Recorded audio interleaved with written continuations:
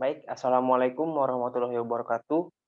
Yang kami hormati Ibu Sri Astuti, selaku dosen pengampu dari mata kuliah Teknik Tenaga Listrik.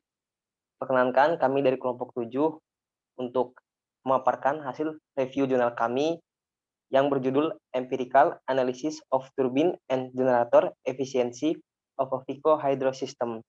Nah, di mana kelompok kami sendiri beranggotakan, yaitu yang pertama, saya sendiri Pita Ismail, yang kedua, Rihananda Septian Nurpala, yang ketiga, Swastikal Pascal Sanjanu, yang keempat, Khotibul Umam, dan yang terakhir, Yunus Boy Saputro. Untuk mempersingkat waktu, akan saya langsung mulai untuk pemaparan review jurnal kami. Bisa di slide selanjutnya, Mas. Oke, yang pertama, abstrak. Dalam penelitian ini, performansi sistem Pico Hydro dianalisis dengan menentukan turbin dan generator efisiensi. Turbin yang digunakan adalah tipe impuls, sedangkan untuk pembangkit listrik AC 3 fase permanen magnet alternator disertai dalam sistem. Komponen listrik lainnya juga dipasang untuk frekuensi stabilitas untuk mengoperasikan beban dengan aman. Pengaruh laju aliran dan pemasangan peralatan yaitu baterai dan inverter pada turbin dan efisiensi generator diselidiki dalam masalah ini. Nah, hasil yang didapat dari percobaan mengungkapkan bahwa daya, tekanan, dan teori alternator yang diberikan pada poros alternator seluruhnya bergantung pada kecepatan aliran air. Kecepatan alternator juga terpengaruh setelah memasukkan baterai dan inverter di sistem Pico Hydro. Efisiensi alternator magnet permanen optimal yaitu 48,35% dicapai pada laju aliran sebesar 15,4 GPM dan setelahnya mulai berkurang karena rugi-rugi stator dan rotor di dalam alternator. Nah, efisiensi turbin berhubungan dengan net dan head jet serta kecepatan air dan jet dan ditentukan maksimum pada 19,7 GPM laju aliran. Terus selanjutnya bisa dipaparkan oleh Mas Rihananda. Oke, di sini saya akan menjelaskan mengenai pendahuluan. Energi adalah mata uang yang dapat dikonversi dari teknologi yang tanpanya seluruh umat manusia bisa menderita bahkan untuk kebutuhan dasar. Saat sekarang dunia sudah menderita kekurangan daya. Menurut laporan Prospek Energi, 1,5 miliar orang tidak memiliki akses listrik. Sebagian besar daerah pedesaan, perbukitan menderita situasi ini karena kurangnya jaringan transmisi. Oleh karena itu, ada peningkatan minat dalam sumber energi yang berkelanjutan dan terbarukan seperti matahari, angin, air yang dapat diandalkan dan bersih. Pembangkit listrik tenaga air dapat menjadi solusi yang layak dikelola serta aspek ekonomi terutama ketika dilaksanakan di skala kecil. Ini menyambung 19% dari produksi listrik dunia menurut data Asosiasi Tenaga Air Internasional tahun 2004. Kapasitas pembangkit listrik tenaga air global telah meningkat hingga 1000 gigawatt dari 302 gigawatt pada tahun 1999.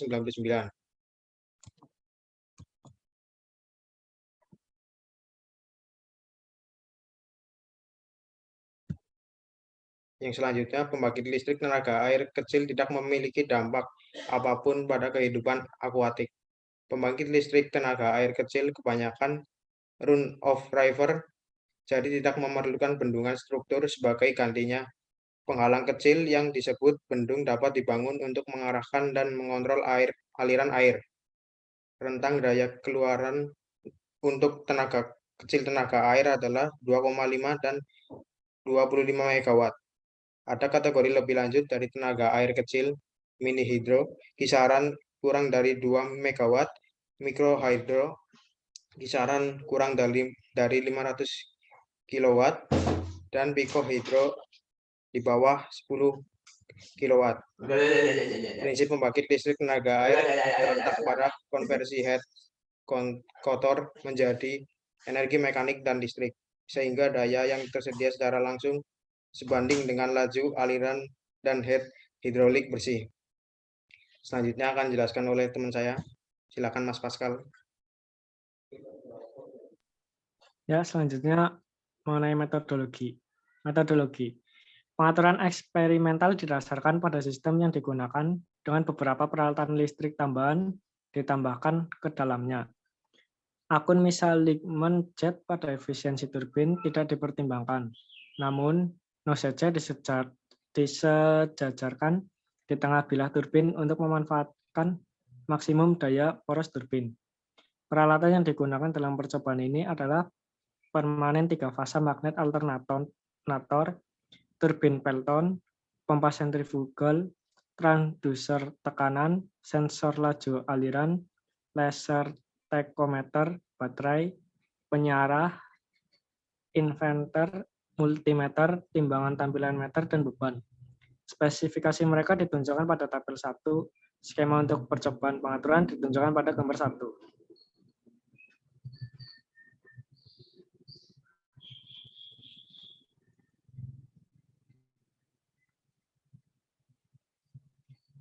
Ya, itu adalah tabel 1. Silakan dilihat terlebih dahulu. Ini gambar 1.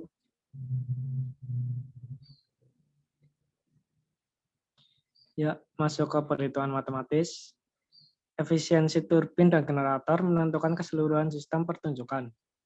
Input laju aliran air, volumetric Q, dan head H adalah faktor kunci yang menentukan efisiensi turbin sistem hidro. Beberapa kerugian kepala terjadi di penstock dan manifold, itulah sebabnya net head tidak sama dengan gross head. Kepala bersih dapat ditentukan melalui kepala jet dan keduanya terkait dengan kecepatan nozzle koefisien. Duanya itu ada tabel 2 mengenai reading measure with battery connected after received.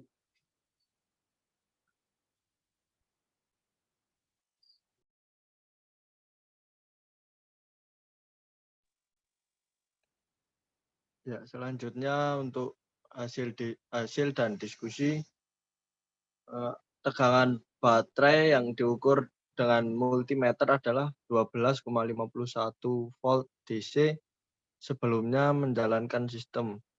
Awalnya perilaku sistem diamati tanpa beban kondisi atau tanpa baterai untuk memeriksa tegangan maksimum yang dihasilkan oleh PMA. Pada laju air 22 GPM, PMA dapat menghasilkan 170 volt AC. Percobaan dilakukan dengan menghubungkan baterai dengan penyarah keluaran dan inverter. Tegangan keluar dari inverter adalah 110 volt AC. Daya tekanan dan torsi PMA yang diberikan pada poros PMA tergantung pada laju aliran air dan meningkatkan dengan peningkatkan laju aliran. Lanjut, Mas. Turbin efisiensi. Karena efisiensi turbin sangat dipengaruhi oleh laju aliran air, efek dipelajari pada laju aliran yang berbeda untuk menemukan efisiensi maksimum untuk sistem ini, seperti yang ditunjukkan pada gambar 2. Bisa dipahami pada gambar 2 tersebut. Lanjut, Mas. Gambar 3 menunjukkan bahwa efisiensi turbin meningkat seiring dengan peningkatan aliran tingkat karena kekuatan jet sedang meningkat. Nilainya maksimum pada 19,7 ppm dan di luar nilai ini efisiensi mulai menurun. Ini mungkin karena kerugian yang terjadi di dalam bilah yang mengurangi kecepatan aliran air saat keluar melalui sudu. Dalam kasus yang ideal, sudut keluar air selama bilah meninggalkan adalah 180 derajat, yang berarti air penuh gaya jet digunakan untuk putaran turbin. Dalam kasus seperti itu, air kecepatan keluar jet setelah menabrak bilah turbin menjadi sama dengan air kecepatan jet menimpa di dalam ember turbin. Hal ini tidak praktis karena air yang keluar melalui ember berdampak pada ember berikutnya rotasi sehingga menghasilkan penurunan efisiensi turbin secara keseluruhan. Generator efisiensi PMA maksimum yang diperoleh dari percobaan adalah 48,35%, sedangkan COP menghitungnya seperti 84% dengan beban langsung pada generator DC.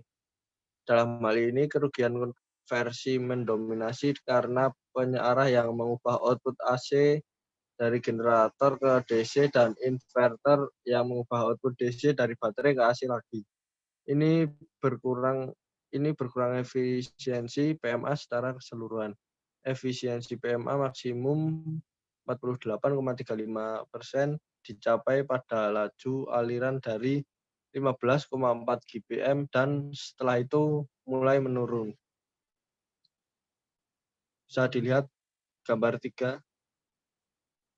Gambar 4, kecepatan air dan jet diperoleh pada laju aliran yang berbeda dengan ketidakpastiannya.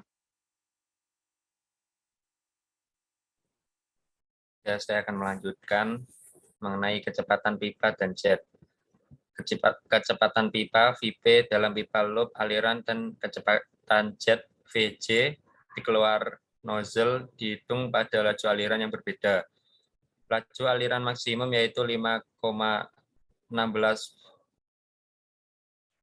Ft per S dan 90,6 Ft per S, seperti yang ditunjukkan pada gambar 4.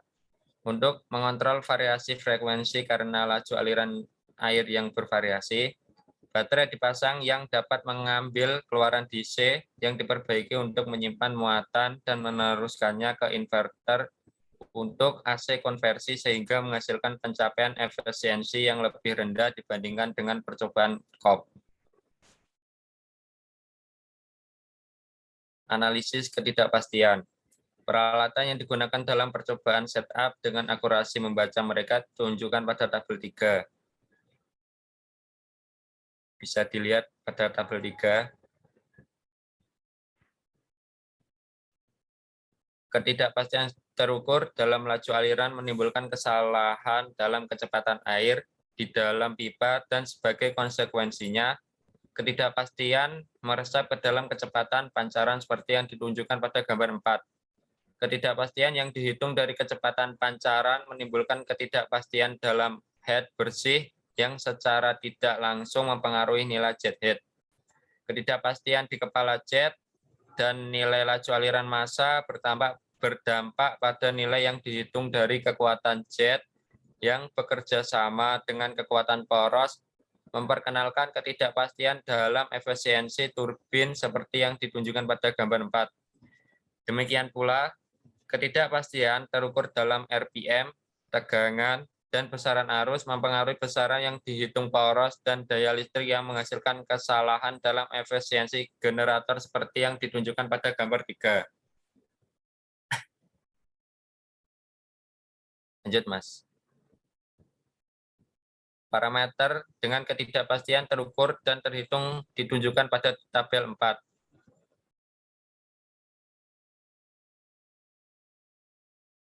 Kesimpulan. Generator AC dalam sistem picohydro menuntut untuk memasang baterai pada outputnya sebelum langsung menghubungkan beban karena generator frekuensi meningkat atau menurun dengan variasi beban atau aliran air kecepatan. COP menguji turbin dan generator efisiensi dengan beban yang terhubung langsung pada output generator tanpa mengatasi masalah stabilisasi frekuensi. Sambil mempertimbangkan efek dari parameter yang berbeda seperti rasio kecepatan, ketidaksejajaran jet, dan sudut nozzle. Dalam tulisan ini, rangkaian baterai inverter diakomodasi dalam sistem picohydro untuk mengontrol frekuensi. Sirkuit seperti itu berdampak pada efisiensi turbin dan generator. Efek dari laju aliran air juga diamati pada efisiensi seperti itu, di mana efisiensi turbin hampir meningkat dengan peningkatan laju aliran dan mencapai efisiensi maksimum pada 19,7 GPM. Sementara efisiensi mulai menurun setelahnya 22 GPM masing-masing. Ini dikarenakan pemanfaatan jet air yang tidak mencukupi kecepatan oleh sudut turbin karena ketidakseragaman aliran air pada keluar nozzle. Daftar pustaka. Untuk daftar pustakanya bisa dilihat. Saya kembalikan ke Mas Fitra. Oke, baik. Terima kasih untuk pemaparannya. Kami rasa cukup dari apa yang bisa kami sampaikan. Kurang lebihnya kami mohon maaf. Terima kasih atas perhatiannya. Wassalamualaikum warahmatullahi wabarakatuh.